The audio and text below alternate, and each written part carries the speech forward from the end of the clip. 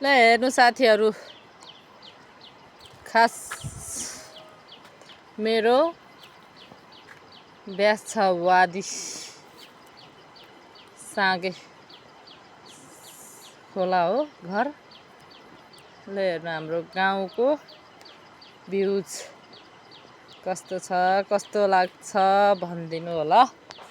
मेरो गाउँको भ्यूज हो यो, भ्यूज मेरो गाउँ हो यो।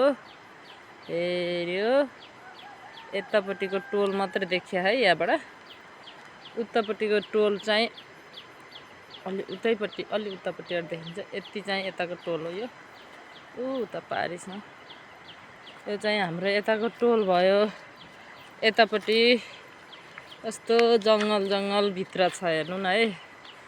मेरो गाउँ जङ्गल भित्र छ।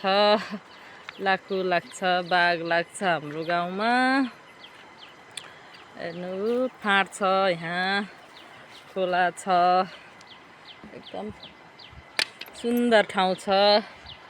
भिजिटको लागि आउनुहुन्छ भने दमौली हुँदै पतेनी हुँदै यता रानीटारी नेपालटार हुँदै अनि सर्रा बाह्रबिसे हुँदै वादी आउन सक्नुहुनेछ भिजिटको लागि।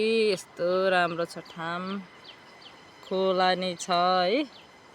सर्रा अगाडि खोला बगिरहेको छ चट्टसँग। अनि गाइज यता चाहिँ सट्ट खेत छ, फेरि फाँट छ हेर्नु न, फाँट छ। अनि सर्रा ऊ पारी पारी त्यता नि पुरै घर छ क्या, वनभित्र नदेखेको जङ्गलले छेक्यो। ऊ पारी पारी पुरै घरहरू छ यो। यस्तो छ हाम्रो गाउँ। यो मेरो गाउँको भिडियो भनौँ न, मेरो गाउँको भिडियो यो चट्ठ लाएर। यो चाहिँ म आज चाहिँ म भैँसी गोठालो भनौँ, भैँसी गोठालो हिँड्दैछु। भैँसी अगाडि गइसक्यो, कहाँ पुग्यो थाहा छैन। चाहिँ अहिले भैँसी गोठाले हो, भैँसी हेरेर हिँडेको के अरे मान्छे। यतै भिडियो बनाउँदै थिएँ, भैँसी चराउन हिँडेको। ल हेर्नु मेरो गाउँ चाहिँ यस्तो छ है हाम्रो। वारिपारि सर्र सर्र गाउँ। ओ माथि माथि छ घर।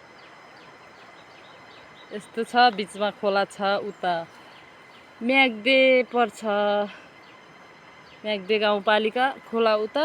यता ब्यास गाविस, ब्यास वडा पर्छ, ब्यास नगरपालिका भनौँ न, वडा होइन ब्यास नगरपालिका। यस्तो छ हाम्रो गाउँ, यस्तो छ। ऊ यहाँ नि सानो खोला फेरि भित्र खोलै खोला हो। ऊ त्यहाँ नि सानो खोला हो।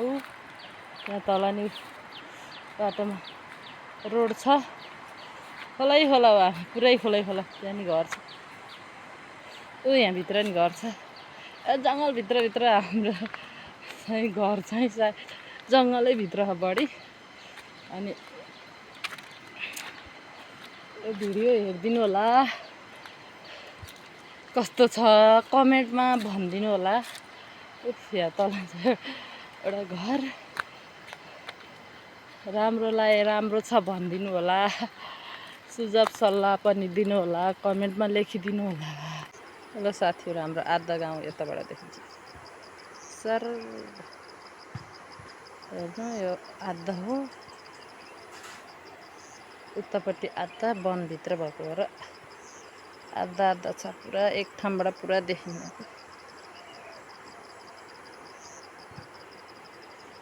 हेर्नु होला हाम्रो गाउँ खोला हेर्नु, बिचरा खोला भएको साँगे खोला।